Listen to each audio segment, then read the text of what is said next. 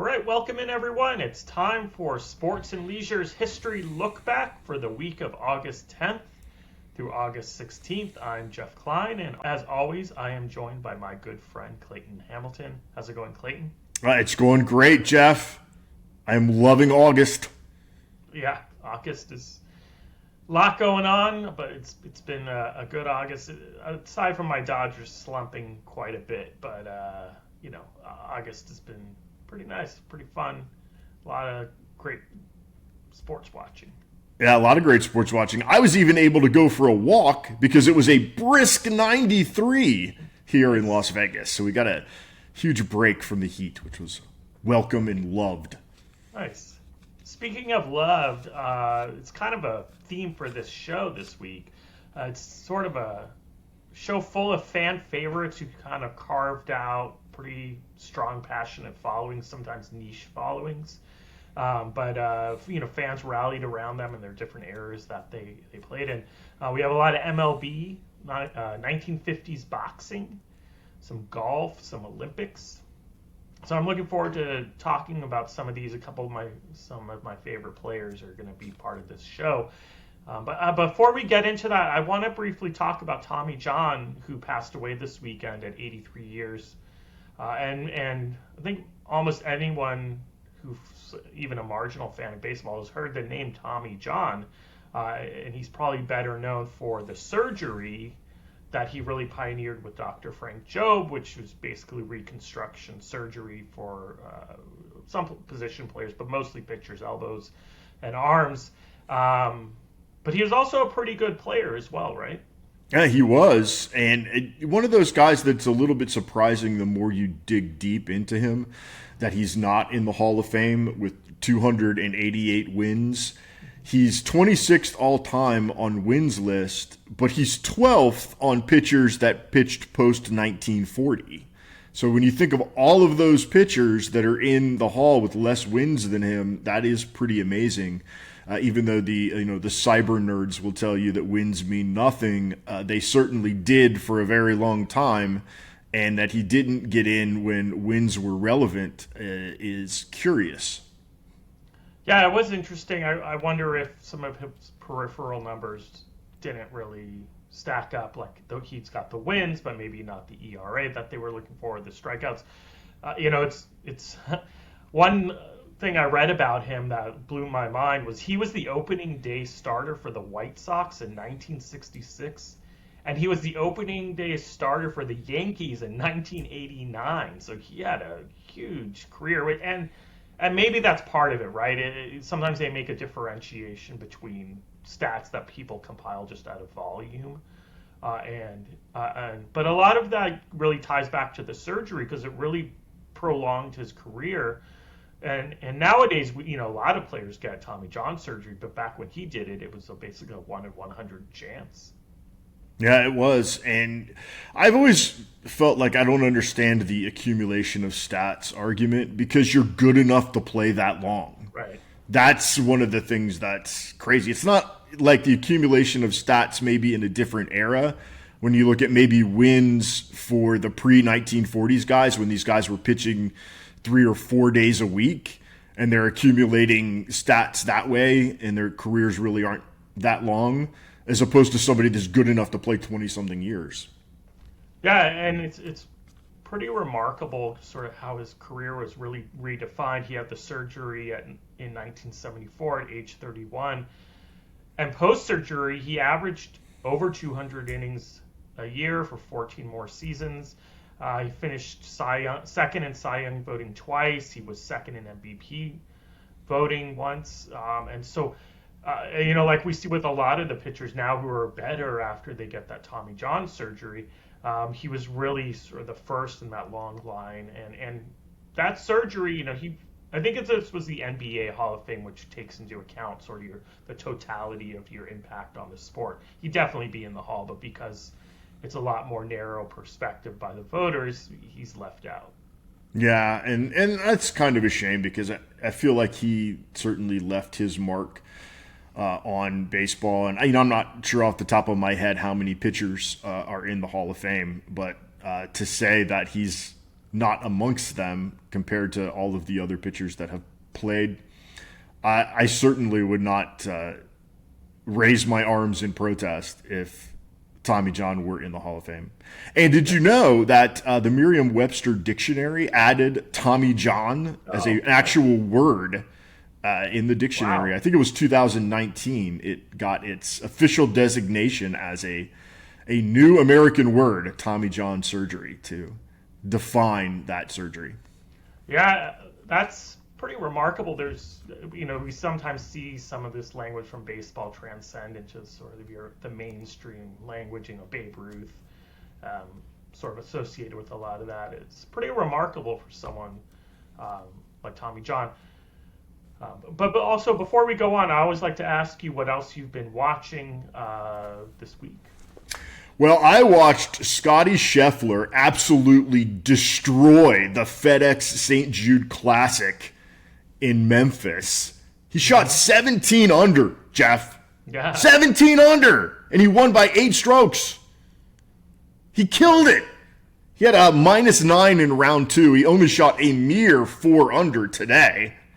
But he was mostly playing to hit fairways and greens because there wasn't anybody catching him. So Scotty Scheffler with a massive, massive win. And then I've been trying to keep up on Cincinnati, the last lead up to the U.S. Open in tennis. And I unfortunately watched Sophia Kenin just absolutely dump a winnable match today against Kostyuk.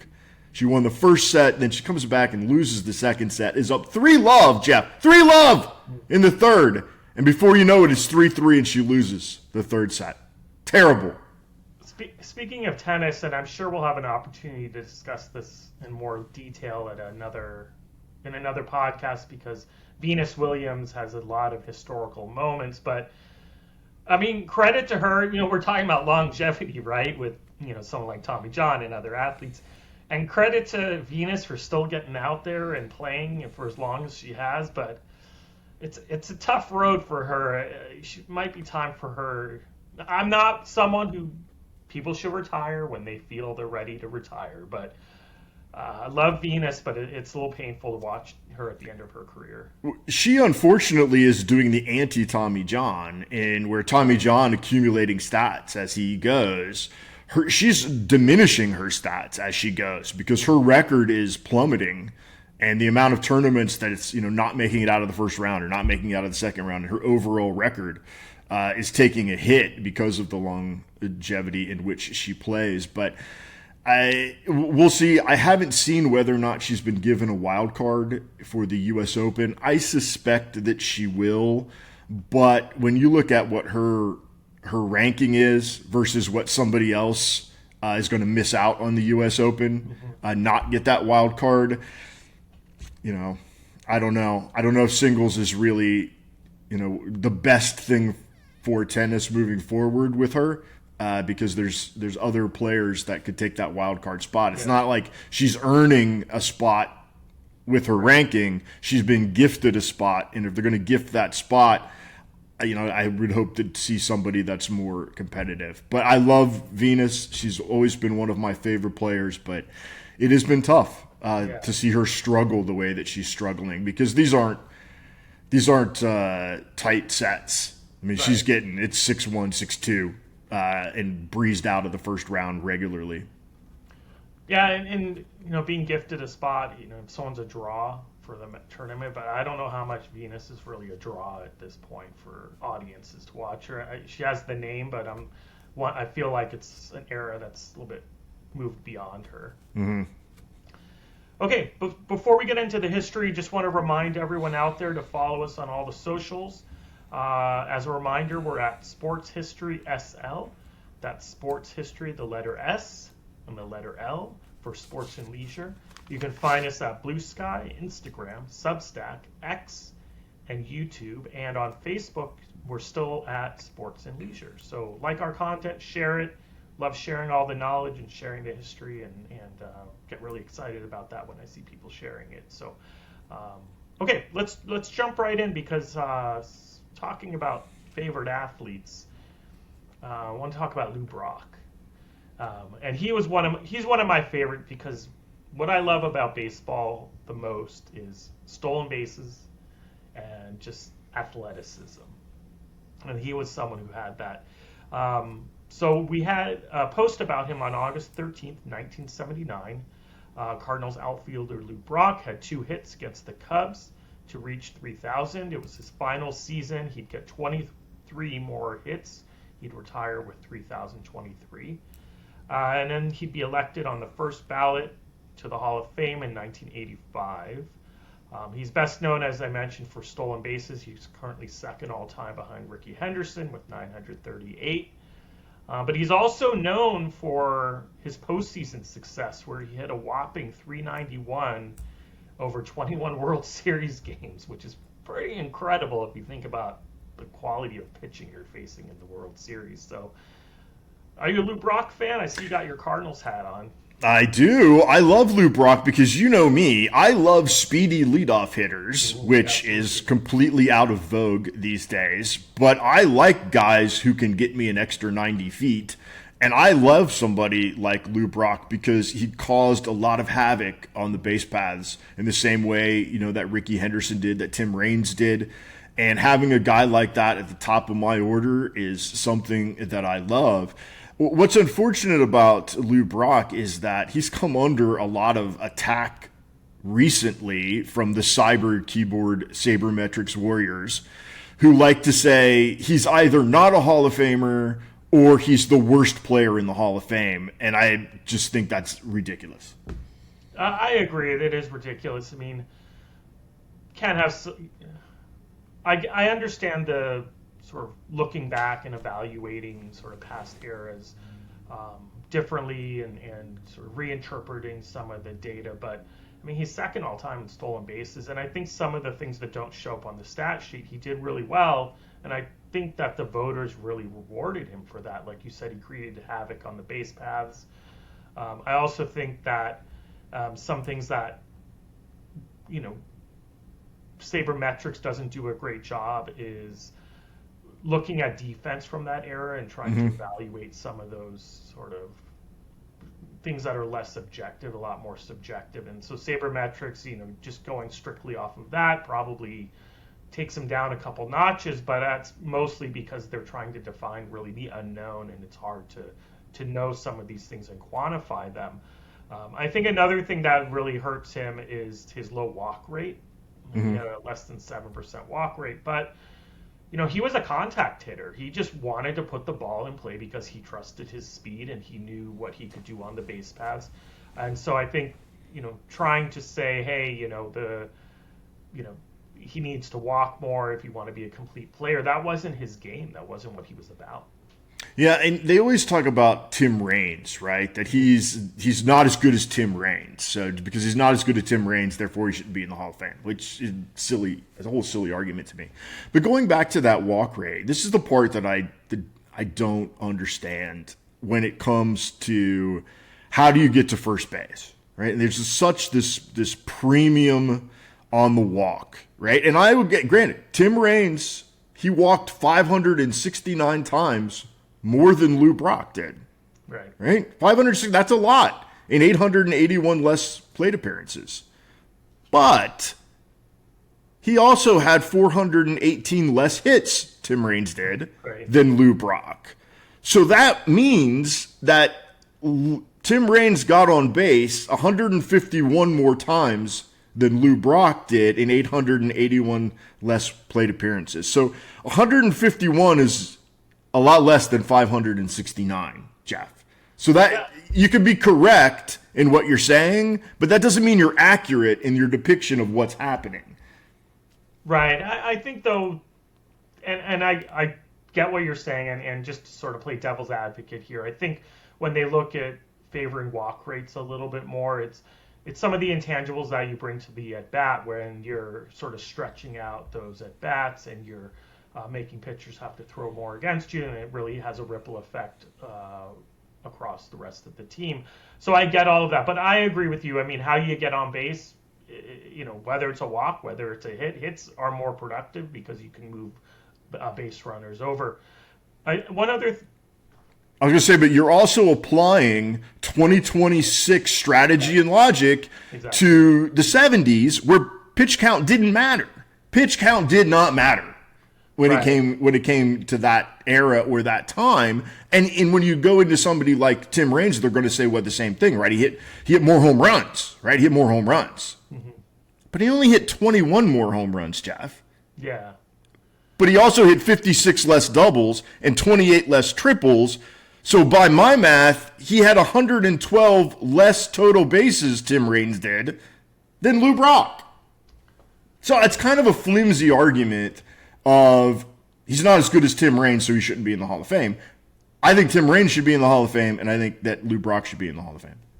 Yeah, and I'm with you on that. I think just trying to offer sort of that perspective that they look at. And I think another thing that I was going to mention, which sort of you touched on, kind of using sort of modern strategy in past eras, sabermetrics and all the modern analytics look at caught stealing. They put a little more negative value on that because, if stolen bases are great, but caught stealing is you're giving up a chance to score, right? And so he had a pretty low success rate among the elite base stealers. I think among the top four base stealers, which he's in that group, he's 75%, which is considered pretty kind of a baseline.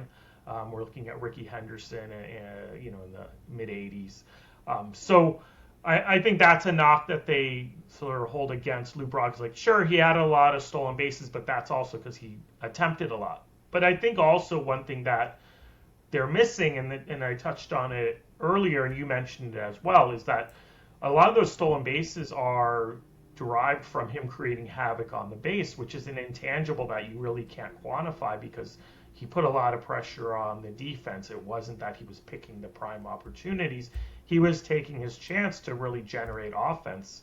And one thing I wanted to note, I think it's reflected in his WRC+, which is weighted runs created.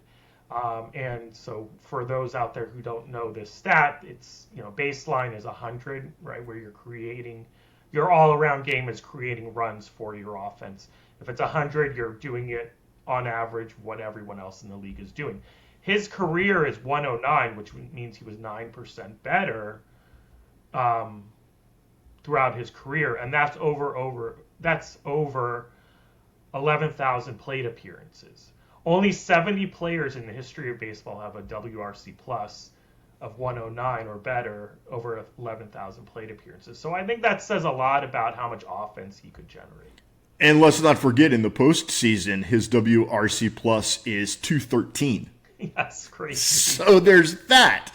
Yeah. But also, too, like, people hang up on the 75% versus 80%. So he's getting thrown out, 5% less, right? Or more. But the value of 90 feet is so much. Yeah. It's so much. And I know now they're like, well, he's in scoring position on first base, so second base doesn't matter. Second base matters so much, Jeff, because your 50 home run guy is going to give you 2 home runs a week, right? So 2 home runs a week, he's gonna score from first. But guess what? If he hits a home run, he's still going to score from second. It's right. Just now, if you look at it with today's crappy hitting players, right? If you get to second base, you can score on 2 outs, which is great because nobody can hit over 260 anyway. Right. So, the value of 60 feet for what you give up for a guy that's probably going to die on first base anyway, with the way that the hitters are behind, it means so much. Right. Oh, good. Now I can score on 2 outs. Now I can score on a single. I'm going to definitely score on every double. I might not score on every double from first, but somebody like Lou Brock probably would score from first. And that's where it goes back to that war. Somebody's trying to evaluate what he is as a base runner, but how do you do that? How do you go back and evaluate, how many times he went first to third? Or how many times he was able to score from second maybe on a play that somebody else wasn't able to? And that's where these sort of retroactive war numbers on defense and on base running are so antiquated and they're so random that to really hammer Lou Brock for modern inadequacies and a lack of understanding by modern sabermetrics people of how games are won and how runs are generated, you can't really hang that on Lou Brock. Because, as I said, put him first. And what's really sad is if Lou Brock were playing today, he'd probably be batting 7th or 8th, which is absolutely ridiculous on every level. Yeah. I think, to be fair, I think people who are big purveyors of sabermetrics and WAR probably agree with you about base running and defense, that those are the hardest things to quantify, and it gives the most. You see those WAR numbers, and it kind of depends which site you use, and WAR can kind of fluctuate. And I think it's because a lot of those formulas, it's kind of trying to figure out the best way to quantify a lot of that. And I think people understand that with Lou Brock. He's a big discussion point. There's a lot about this, what was his defense like? How good was his defense? And how good was his base running? And how do you quantify that? Everything that we've been talking about. So, I think, to be fair, the sabermetrics people probably would agree with a lot of what you said. Okay, I wanted to talk about another post we made about baseball, and also Hall of Famers. This time, 2 Hall of Famers we're going to talk about. And these are players like Lou Brock that fans really rallied around and really kind of fell in love with during their heyday. But we're going to go back to the 1930s. And on August 14th, 1937, Tigers teammates and eventual Hall of Famers, Hank Greenberg and Charlie Gehringer, had a monster day playing a doubleheader. Greenberg went 4 for 10 with 6 runs, 3 doubles, 3 RBI, 2 walks. Gehringer went 7 for 8 with 5 runs, a double, 2 home runs, 6 RBI, and 4 walks. So it's getting on base a lot. And it would be nice. I think it's nice for us to remember this Tigers team from the 1930s for how good they were. And these were 2 of the kind of core players on that team. On that year, just an interesting thing to note, Gehringer was actually named the MVP and Greenberg was 3rd in MVP voting. But overall, the Tigers had some amazing teams in the 30s. Do you consider that the best decade in Tigers baseball? It was certainly one of the best. Their winning percentage was better in the 40s, slightly at 542, and in the 80s at 536. They came in at 533 for the 1930s, but they did win the World Series in 1935, and they won the pennant in 1934. They lost that World Series to the Cardinals, and then they were second in 36 and 37. And had there been a playoff structure back then, they would have been in the playoffs. Instead, it was best record goes straight to the World Series. And it's really tough to get by those Yankees who won the World Series in 32, 36, 37, 38, and 39 with Lou Gehrig and Joe DiMaggio and Bill Dickey and Lefty Gomez and Tony Lazzari and Red Ruffing and Joe McCarthy as their manager. So it was a tough ask for the Tigers. But if I look at, when did I think the Tigers were the most relevant and when did they have the best players, for me, it's definitely the 30s. Yeah, I think a lot of modern fans think of the 1984 season, and that's probably the best single season for a Tigers team ever. Mm-hmm. But as far as decades go, the 30s are where it's at. That team had Mickey Cochran and Goose Goslin, also Hall of Famers, and then they had a guy who's not in the Hall of Fame, but probably in the Hall of Very Good, in Tommy Bridges. He won 21 or more games from 1934 to 1936. So they had a really solid core. And I think people don't realize how good Gehringer was at second base. He's probably top 5 all-time second baseman, top 6. We put, probably short list: Rogers Hornsby, Eddie Collins, Joe Morgan, Nat Lajoie, and then Gehringer. But the thing that really blew me away was in 1937. Greenberg came in third in MVP voting, even though he had 40 home runs and 184 RBIs, which is a monster year, but that doesn't get you better than third. And he led the league in RBI. And not just was Gehringer the MVP, but he also won the batting title at 371. Mm-hmm. Yeah. So they were just a sort of offensive juggernaut. And one of the guys that gets overlooked was their catcher / part-time third baseman, Rudy York, who, had there been a Rookie of the Year award, which there wasn't until 1947, he probably would have won it, because he went 307 with 35 home runs and 101 RBI as a rookie. And he was a major person in the cog in that lineup. And like you had mentioned earlier, Goose Gosling, who spent most of the year on the bench and as a pinch hitter, but you still had that Hall of Fame presence on the bench, and they certainly scored plenty of runs. Their problem, I think, when it came down to like why couldn't they overtake the Yankees, was that their pitching staff, you're looking at having to score 5 runs a game to get over that pitching staff, because their top 3 guys, Eldon Auker, who was really great in this game, he had a complete game with 2 home runs and 5 RBIs out of the pitching slot, by the way, as a hitter. He's basically Charles Nagy, if you look at his career. And Tommy Bridges, who was their better guy, is basically Dave Stieb. Mm-hmm. And the number 3 guy, Roxy Lawson, is pretty much Daniel Cabrera. So it's tough to win with that pitching staff, even though you have this massive offense. Yeah, the Rangers tried that. Right.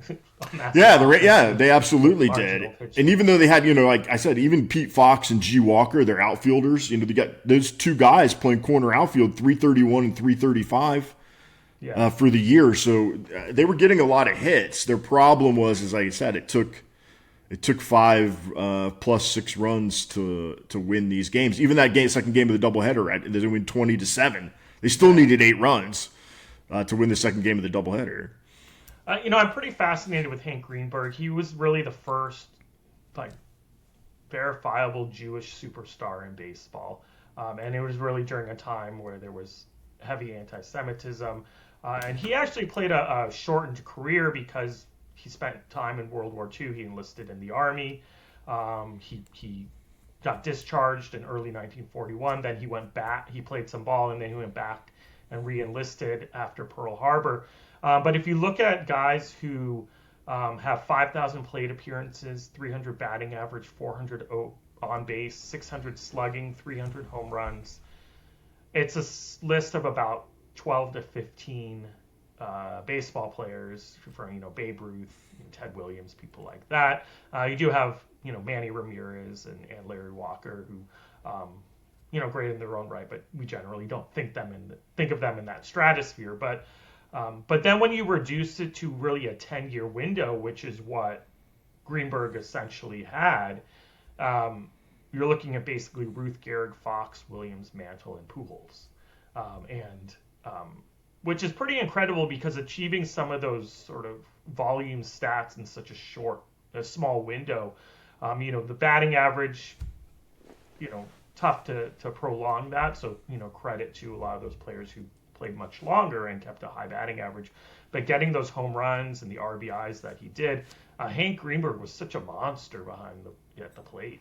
Yeah, and unfortunately not as known outside of Detroit. But I'm with you. Hank Greenberg's one of those guys that, I'm putting together my great all-star team of guys, and I can only have 2 full rosters. He's going to make that. He's going to be in the top 50 guys. He's going to be somewhere on that field. What I'm really shocked about going through this 1930s, Jeff, is that we made it the entire segment without you even mentioning Boots Poffenberger, right, who was the winner of the second game, also a complete game, 2 for 4 with a double and an RBI. But I just thought you would want to say Boots Poffenberger. That's one of the all-time great baseball names, and I know you love these eras like pre-1940s because the names are spectacular. Boots Poffenberger.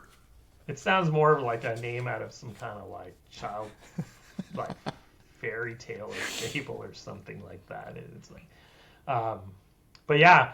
Okay, well, let's move on. We have another fan favorite. Not a Hall of Famer, but someone who had a huge day. It's actually something that no player in the history of baseball has done. And how many times can you talk about a unique feat in baseball? This week you can talk about Josh Baez. That's right. Yeah. But usually not. Yeah. We'll have him on our history post next year. Yes. About it. But on August 12th, 1966, Art Shamsky of the Reds became the only player, and still is the only player, to hit 3 home runs in a game that he didn't start. In fact, he didn't even get into the game until the 8th inning as part of a double switch. He went for 3 for 3 the rest of the way, all home runs. The game ended in the 13th inning, but what's remarkable is even with that, the Reds still lost that game. Sorry. Yeah, it happens all the time. But he's actually a little more remembered, and I think fans really rallied around him. He was part of the 1969 Amazing Mets, and that's something that he's probably better known for, and was a fan favorite in New York. He was, and don't forget, Jeff, after the 3 home runs, he came back the next day and pinch hit and hit a home run off of Vern Law. So he hit 4 straight home runs over 2 days for Art Shamsky. But he certainly was a big part of that 1969 Miracle Mets team and beloved in New York, even though he was a role player on a really popular team. People could say whatever they want about the 86 Mets, but the 69 Mets that's the team when it comes to that franchise. But what a wild game back in Cincinnati. There were 11 home runs in that game, Jeff. And Pete Rose had a home run. Roberto Clemente had a home run. Willie Stargell had a home run. And then Bill Mazeroski played. Manny Mota played in that game. Matty Alou and Gene Michael. Remember Gene Michael, the general manager of the Yankees? Yeah. He was in that game. Wow. As was Vita Pinson, Tony Perez, and Joe Nuxall all played in that game. So Joe Nuxall we talked about too. Yeah, exactly. And huge, another guy, not a Hall of Famer, huge hometown hero. Same as Art Shamsky, who I don't know if you remember this, but Ray Romano's dog in Everybody Loves Raymond was named Shamsky after Art Shamsky. Yeah, it's interesting. Is similar to Greenberg. He was actually a Jewish athlete, but in New York and with the Jewish community when he was at the Mets. That he was someone that a lot of Jewish fans there really sort of gravitated towards, and it's a time where Jews had a little bit of a stereotype that they weren't athletes, right? It's they weren't definitely not hitters, not power hitters. And Hank Greenberg, right, is sort of breaks that mold, and Art Shamsky was a platoon guy essentially for the 1969 Mets. He actually played about 100 games. He platooned with Ron Swoboda. Mm-hmm. And in the 100 games that he platooned, he had a 139 OPS plus, which is 39% better than the league average on OPS, which is pretty incredible. He had some great postseason moments. And it's interesting. I'm curious on your thoughts. Curious to hear your thoughts on this, because the late 60s and early 70s was when platooning started becoming a really popular thing in baseball. So someone like Shamsky was really valuable with his left-handed power off the bench, right? He was, and he was pretty good on this team because he hit second in terms of average only behind Cleon Jones, and he was second in home runs behind Tommy Agee. It's just they had a pretty stacked outfield at the time, but at least in Art Shamsky's case, he pinch hit a lot. At least he was the left-handed hitting portion of the platoon, which means he got a little bit more time. But it was funny going back to hearing what you're saying about him being Jewish, and they had asked him whether or not if the playoffs would fall in Rosh Hashanah before they signed him, whether or not he would play. And he said that he wasn't going to play. And Whitey Herzog, who worked in their scouting office, said, that's not going to matter. Not the 1969, it's not going to matter. We're not going to be around by then anyway. So we don't care. That's fine.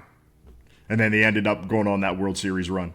Yeah, pretty crazy year for the Mets. I think it's like I agree with you. I think Mets fans, if they were around long enough or they know their Mets lore, I think they're really into that 1969 team just because it was just such an incredible story.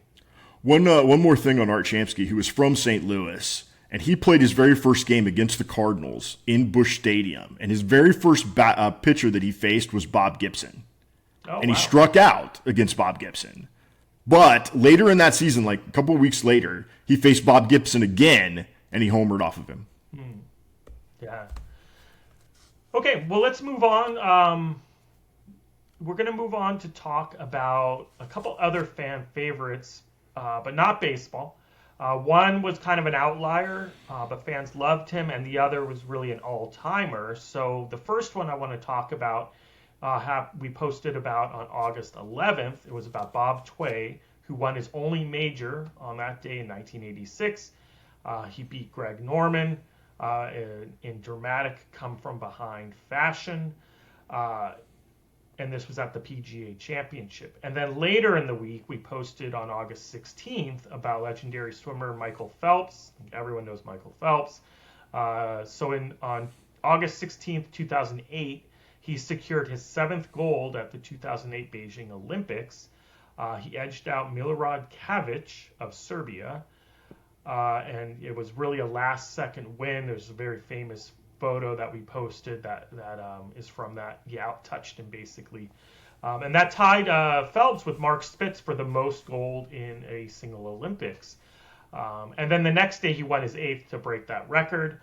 I guess the only way we can describe Phelps was just dominant, all-time great. But yeah, I remember Mark Phelps pretty well. Bob Tway, less remembered, but he had a pretty good following, right? Yeah, he did. He had sort of a up and down career, mostly down. He only won 4 tournaments on the PGA, but what's crazy is that he won $15.7 million in his career. So he was always hanging around, not so much in the majors. He only had 7 top 10s in the majors, and he missed the cut 30 out of 71 times at the majors. So this win for him was very rare, although we didn't know it at the time because it was just his second season on the PGA Tour. But what's incredible about the way that he won, as very much like the way Michael Phelps won, is it was unexpected and from behind because he had a deficit going into the last round. He was 4 strokes off the lead. He was 9 shots off at 36 holes going into Saturday. So he cut that down to 4. But he was sort of all the way on the back of this course in trouble.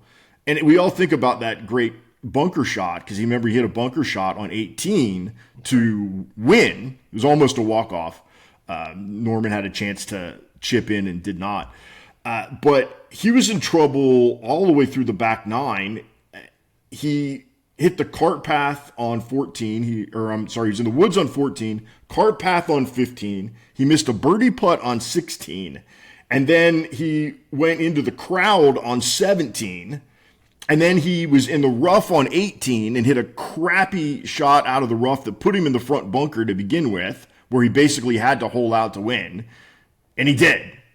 And that was what was amazing about it. It's like every hole, there was another reason to count Bob Tway out. And it was funny, I went back and I was listening to the broadcast from those last 9 holes. And Jim McKay, who you know from me, is the all-time greatest sports announcer of all time. When he got out of the bunker, right, I think it was on 14, he said, if Bob Tway goes on to win, we'll remember that bunker shot forever.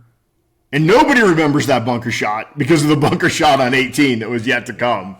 And that was just funny to watch and listen. But yeah, Bob Tway had one great moment, and that was right there at the PGA. Yeah, I think you remarked at how much money he made for someone who he only had one major, and someone that gets overlooked. But he was known as a superb shot maker, and he had 100 top 10 finishes throughout his career, which actually puts him sort of in a little bit of the upper class of American golfers from his era. But he was also a fantastic college player too. So he came out of college, he turned pro in 1981. But before that, he led Oklahoma State to NCAA championships in 1978 and 1980. And his strongest fan base was in Oklahoma. I mean, he was loved in Oklahoma. But I think for golf aficionados who really followed the sport and were really into some of these niche golfers, Bob Tway was a guy that everyone was really interested in watching, just because of his technical ability and his I think he was not someone who had a lot of he didn't self-promote a lot. He was down to earth, he was articulate, and he had a very polished demeanor, and that's something that a lot of hardcore golf fans really appreciated. Yeah, and it very much like Phelps in a way that for as much as NBC and a lot of sponsors promoted Michael Phelps, when he was swimming, he was pretty hard to find. He was very scarce on terms of media appearances and whatnot. It really wasn't until after the Olympics that he would do the rounds, but he wasn't much of a self-promoter during the time. But I just remember how exciting that entire Olympics was for his chase for 8, and how it almost got derailed on number 2 with the relay where Jason Lezak had to make the comeback against France, and he set world records in every one of his races except for the one that we posted about against Cabbage, which was an Olympic record. But just sort of how it was appointment TV, and it was almost like watching a mini series that you had each night. You had to tune in and check out what was going to happen. But I don't know about you, but even to this day, when I watch the Cabbage race, I still think he lost. It still looks like he lost, even though you see the photo from underneath and you see that he did beat him on the video, on the live. He still looks like he lost. But it's great theater. Yeah, I remember that period in Olympics and with the U.S. And you're right. I mean, if you weren't watching Michael Phelps in the Olympics, there was something wrong with you, right? Everyone's like, "Aren't you going to watch Michael Phelps?" Even people who never followed swimming were suddenly big swimming fans. And it's always one of the top events that attracts viewers, but it just was at a whole nother level just because of how dominant he was, and just such a sort of, and I don't mean this in a negative way, but sort of freakish in a way his body was built. It just looked like he was made for the water. And I think people really saw that, and he was just so unique in that respect. Yeah, it was. He had the perfect body for the events that he did, and made a huge mark on those Olympics. But those were a great Olympics for Team USA, because you had the Michael Phelps story, and then you had Nastia Liukin and Shawn Johnson in the women's all-around, and you had Misty May and Kerry Walsh going for a repeat in beach volleyball. And then, don't forget, that's also the Redeem team. That was Kobe Bryant and his crew with Mike Krzyzewski going back to the Olympics after the disappointment in 2004. So a lot of storylines for Team USA, but Michael Phelps, clearly the star. Okay, I want to talk about, just briefly, I want to touch on another Olympic post that we made. Not about an American, but a South Korean who's dominant in his own right. And so on August 10th, 2016, Jin Jong-oh won his 3rd consecutive Olympic gold in the 50-meter pistol event. He's a huge sports hero in South Korea, like Phelps is in the U.S. He's the most dominant to ever compete in his sport. And I know Americans don't always follow a lot of international athletes, and precision pistol isn't exactly super popular. But Clayton, tell us why you feel that Jin Jong-oh is someone that everyone should know about, and how remarkable his run has been. Well, it was incredible that he won the same event in 3 straight Olympics, which you don't see very often at all. There are very few athletes that can win the same event. But he also won a gold medal in the 10-meter air pistol, and he had a silver in the 50-meter air pistol back in 2004. So he was almost 4 straight in his event. He's a world record holder in qualification for the 10-meter air pistol and the 50-meter pistol. And he was almost unbeatable. But what made this event so spectacular in 2016 is that he was almost beatable. And he is one of those guys that would build up such a lead in the qualification that he could carry it through to the final. Because the way that they used to do it, Jeff, was that your qualification score carried over to the final. So if you had a big qualification lead, it was you just had to hold it. Well, he's part of the reason that they changed this, because he always had such a big lead that they said, okay, we're going to wipe all the scores away, and the final's going to be the final. And he was in last place, a handful of shots in. And you get to a point in these shooting contests where you get to the end, like every 2 shots, they eliminate the last person, the person in last place. And he was 1 shot away from being eliminated before he ran off a string of 9s and 10s. And made a huge comeback from last to first in the final. Yeah, you know you're good when the Olympics changes the rules because of you. That means you're really good in your sport. But he's actually the first man to win both the 10-meter and the 50-meter, which he did in London in 2012, which I know, I think that's an important point, because some people may think, well, what's the difference, 10-meter, 50-meter? It's all shooting a pistol. But that was something that had never really been done by a male shooter in this sport before. And he also has he set a record. He shot a 583 out of 600 in the 50-meter. He broke a 34-year record that was set in 1980 in Moscow. It's considered one of the sport's most durable records, and so he was just, no record could stop him, and no accomplishment was too hard. I think one thing, going back to the Michael Phelps comparison, because it's not that we'll say everyone is Michael Phelps just because they're dominant in their sport. He has a lot of similarities to Michael Phelps. He had the versatility, because Michael Phelps could win at essentially any swimming event.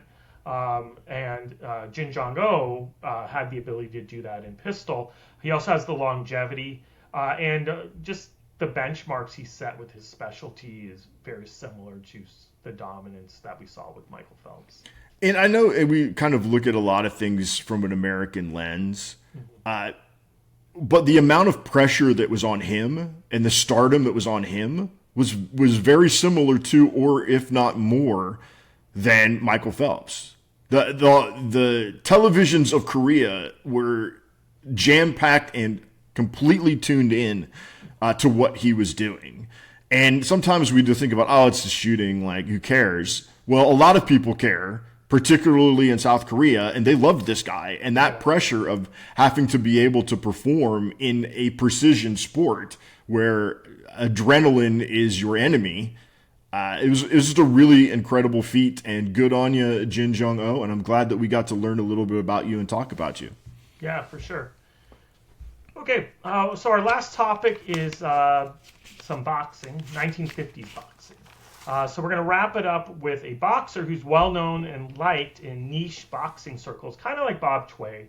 Not as well known in the mainstream, but if you're really into the sport, he's someone that you would know about. And so we're talking about Ezzard Charles, who on August 15th, 1950, defended his National Boxing Association, which is now called the WBA.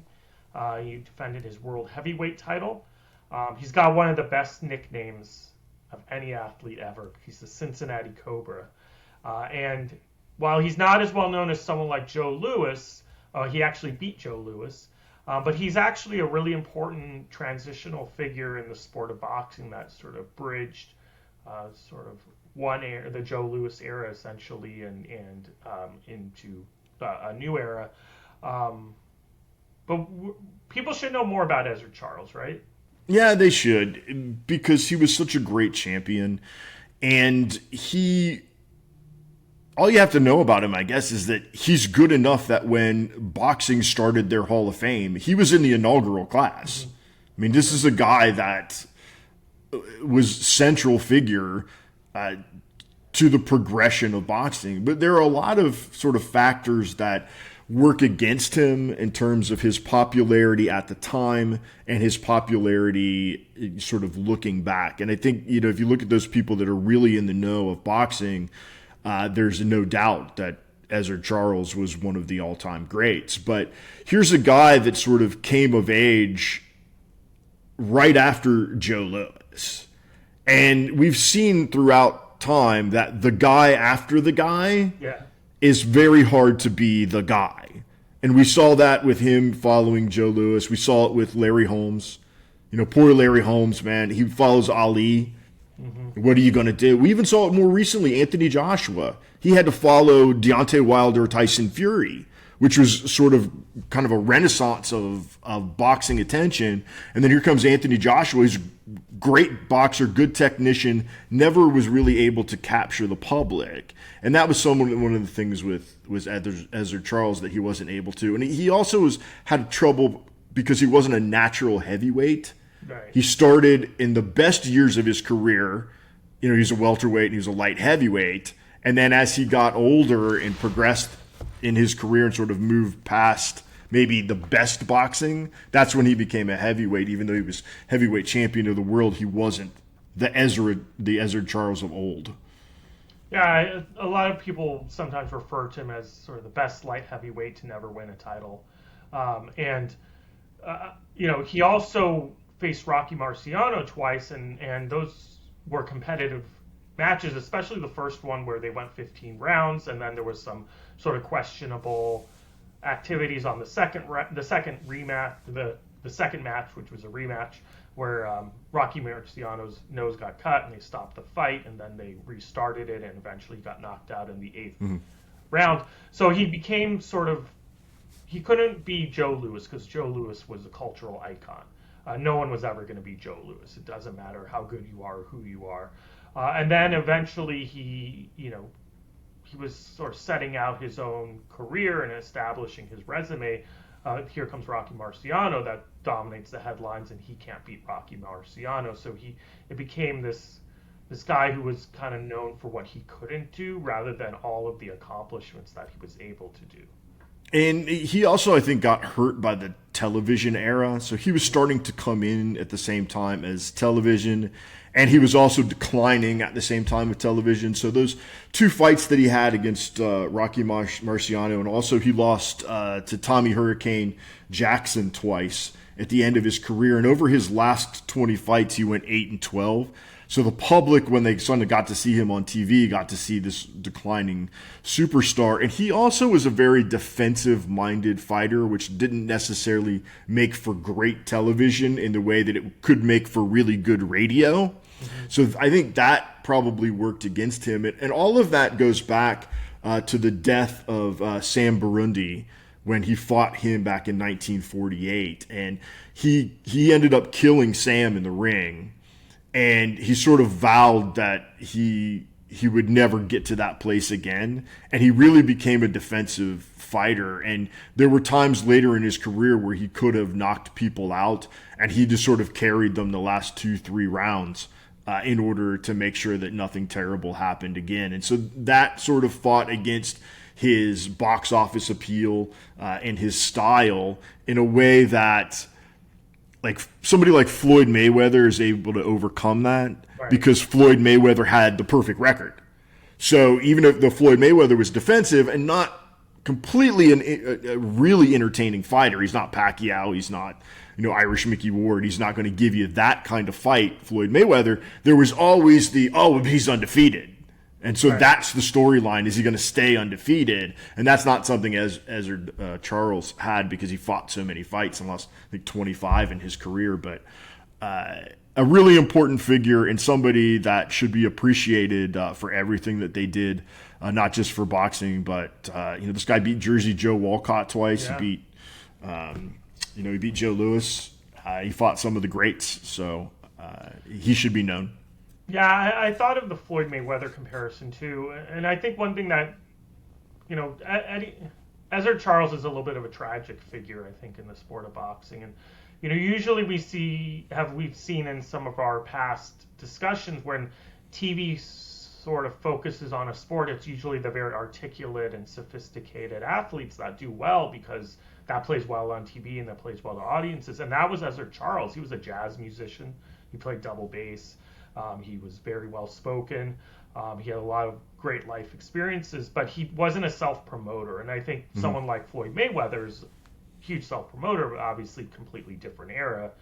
We're in an era of brand building, which that didn't really exist as a thing back in the 1950s with boxing as much. So I think, it was unfortunate that he couldn't capitalize on that, and maybe if he was a little bit younger when TV started coming into play, that might have helped him a little bit. But like you said, he was a little bit on the downturn of his career. And then, he passed in 1975. He was diagnosed with ALS in 1968 and sort of spent the remaining years sort of declining. I do want to note kind of something that was really positive that came out of all of that is he did a lot of public messages and public service announcements about ALS and bringing a lot of visibility to it, and he gets a lot of credit for bringing awareness to that horrible disease. And still a big hero in Cincinnati. He's got a park named after him and whatnot. But I said it just really hurt him that he wasn't a heavyweight earlier. He had 69 pro fights before he ever turned heavyweight. Yeah. So, and then I said that 8 and 12 over the last 20 is really sort of what did him in. All right, Clayton, I'm going to call time there. We're going to wrap it up. So thanks for joining me as always. Appreciate all the discussions. Really enjoyed this one today. And for everyone out there, if you like our history, you want to learn more, there's a new post every week. Follow us on all the social medias, your favorite one, your not so favorite one. Start a new social media account. We're on Blue Sky, Instagram, Substack, X, and YouTube. You can find us at Sports History SL. That's Sports History and SL for Sports and Leisure. And then on Facebook, you can still find us at Sports and Leisure. Comment, like, share, and if you comment, we'll talk about it on the show. All right, thanks, Clayton. We'll see you next week. See you next week.